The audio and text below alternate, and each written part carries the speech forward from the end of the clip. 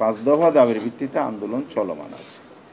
সে আন্দোলনের মধ্যে আমরা মেইন ফোকাস দিয়েছি আদেশ জারি, জুলাই সনদের অধ্যাদেশ নয়, আদেশ জারি। এবং এটা বিলম্ব হয়ে যাচ্ছে, অনেক বিলম্ব হয়েও গেছে। আমরা জানি এ ধরনের আদেশ জারিতে 1 বা 2 দিন লাগে। সে জায়গায় আজকে অনেক দিন হয়ে গেল, প্রায় সপ্তাহ অতিক্রম করে গেছে। তো এখনও আদেশ জারি হয়নি, এটা আমরা বলেছি দ্রুত জারি, অবিলম্বে, অনতিবিলম্বে বলেছি।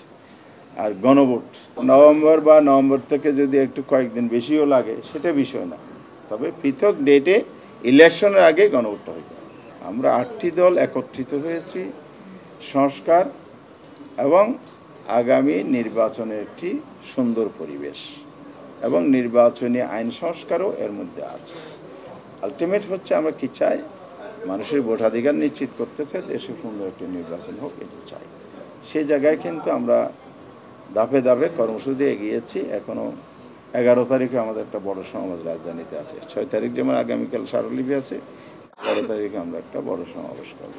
তবে আমরা দাবি আদায় না হবে যেন আন্দোলন চালিয়ে যাব। এক প্ল্যাটফর্মে এসে আমরা আন্দোলনটা কর্মসূচি পালন ভিন্ন হলো, ঘোষণাটা এক প্ল্যাটফর্মে আমরা করছি।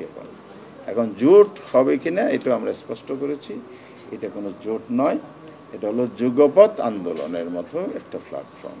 এটা আমাদের শুধু ইসলামী দল নয়, বাংলাদেশে আরও দেশপ্রেমিক বিভিন্ন দল আছে, সব দলের সাথেই আমাদের যোগাযোগ সম্পর্ক আছে, যারা আমাদের এই দাবি দাওয়া সাথে ফেয়ার ইলেকশন সিনসিয়ারলি চায়, দেশ এগিয়ে যাক চায়, সংস্কার হোক চায়, তাদের সবার সাথে আমাদের যোগাযোগ আছে।